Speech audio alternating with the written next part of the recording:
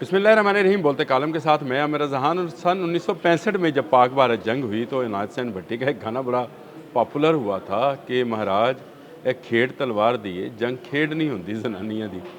ये जो नगमा या तराना था मुझे आज क्यों याद आ रहा है, उसकी वजह यह है कि अब अमेरिका और इसराइल की मुश्तरका चीखें निकल रही हैं। हालांकि जंग इन्होंने मुसल्लत की, दुनिया की इकॉनमी की अगर पावर की बात की जाए तो यहूदियों के पास है, दुनिया में अगर असले की बात की जाए तो अमेरिका के पास है। लेकिन पहले 40 रोज़ा और अब 20-22 रोज़ की जंग के बाद से ही सांस फूल गया है और लंबे लंबे सांस जो है ये इनकी दिफाई हिकमत अमली लेती नज़र आती है। इसके मुकाबले में ईरान जो है वो ज़्यादा ताकतवर नज़र आता है और अब इसकी मज़ीद तकवीत जो है वो दे रहे हैं अमेरिका के यूरोपियन कमांड के सरबराह जनरल एलेक्स ग्रेनक्विच।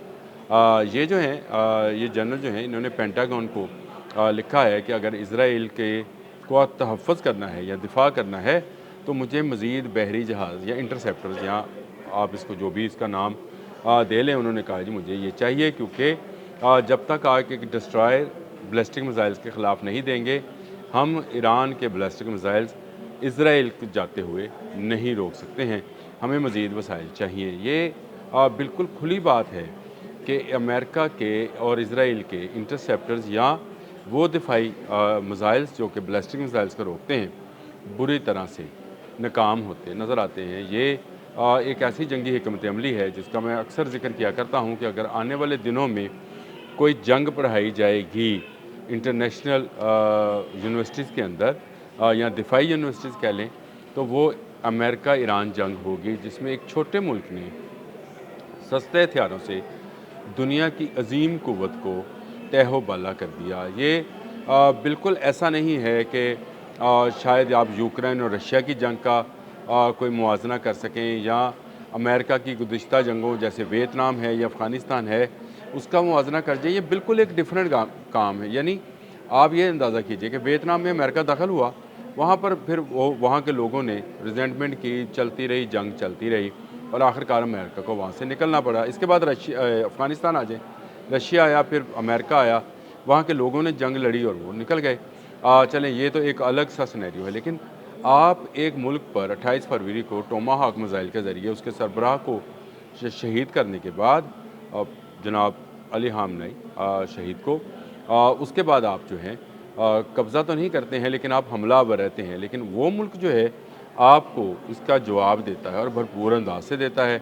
40 रोज़ के बाद आप अमन की बांसुरी बजाना शुरू करते हैं और फिर आप वो पाइपर लेकर मुख्तलिफ़ मुल्कों के लोगों को जो है साथ साथ लेकर चलते हैं। उसके बाद आपको दोबारा से ख्याल आता है और 7 जुलाई को आप नई जंग का आगाज़ कर देते हैं। इस जंग में भी 20-22 रोज़ की जंग में ईरान ने ऐसे ही हिकमत अमली जो कि उसने पहले की थी पासदारान इनकलाब की जनाब मुश्तबा ख़ामनेई की क़यादत में, उसमें उसी जंगी हिकमत अमली को दोबारा से दोहराया जाता है और अमेरिका एक मरतबा फिर नाकाम होता है और दोबारा से वही पाइपर जो है अपनी बांसुरी निकालता है और बजाना शुरू करता है कि अमन कर लें।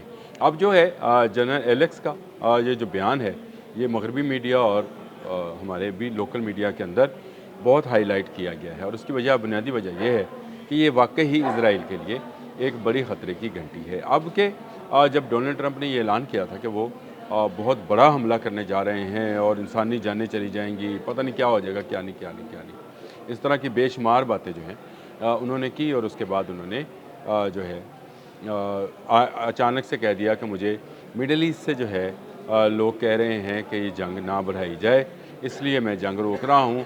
मुज़ाकरात जो हैं ईरान के साथ कर रहे हैं और आपने हरमज़ पर मुज़ाकरात किए जाएँ। आपने हरमज़ पर मुज़ाकरात हो रहे हैं लेकिन अमान और ईरान के मबैन मुज़ाकरात हो रहे हैं। एक ऐसी पट्टी जिसको इंटरनेशनल वाटर करार दिया जाएगा, लेकिन उससे गुजरने के लिए भी अमान और ईरान को मुश्तरका तौर पर टैक्स देना होगा। इस पर बातचीत जारी है, जिसको लेकर डोनाल्ड ट्रंप ने यह कहा कि आपने हरमज़ पर तो मुज़ाकरात हो चुके, अब उसके एटमी मवाद जो कि 410 किलोग्राम है और 10 एटमी वारहेड बनाने के काबिल है उस पर बात की जाएगी।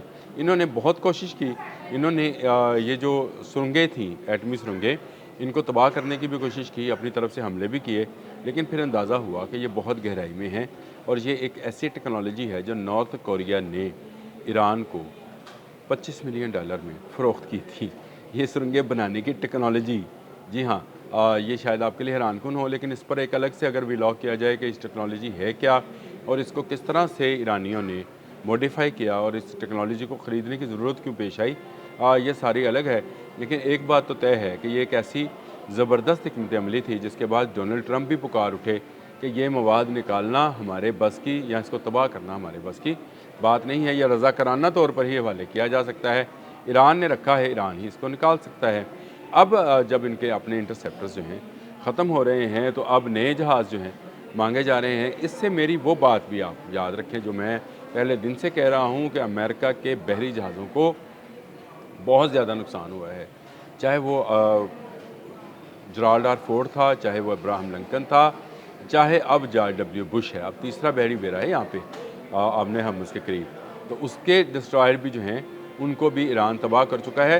ख़बरें उस तरह से सेंटकॉम जारी होने दे ना होने दे, पेंटागन से कुछ आए ना आए, मगरबी मीडिया जो है और अमरीकी मीडिया जो है, मगरबी मीडिया से मुराद मेरी हमेशा ये वेस्ट जो है यूरोप की बात करता हूँ, और अमरीकी मीडिया जो है जो कि सारी दुनिया पर इस वक्त छाया है, और उसके बाद इजरायली मीडिया है, ये इसको इन ख़बरों को बाहर आने दें या ना आने दें, लेकिन ये हकीकत है कि अगर आप मज़ीद असला मांगते हैं, मज़ीद इंटरसेप्टर्स मांगते हैं, मज़ीद मिसाइल्स मांगते हैं, मज़ीद आपको टोमाहाक की, तो खैर वो बात जेडी वैंस ने बता दी थी कि ख़त्म हो रहे हैं, 850 हमने इस्तेमाल कर लिए और हमारा ज़ख़ीरा तेज़ी से कम हो रहा है। फिर उसके बाद पेंटागन की रिपोर्ट है, और अब ये जनरल एलेक्स की बात है कि जी अगर आपने इसराइल को बचाना है तो फिर दें और जहाज़। इसका मतलब है पहले जहाज़ तबाह हो चुके हैं।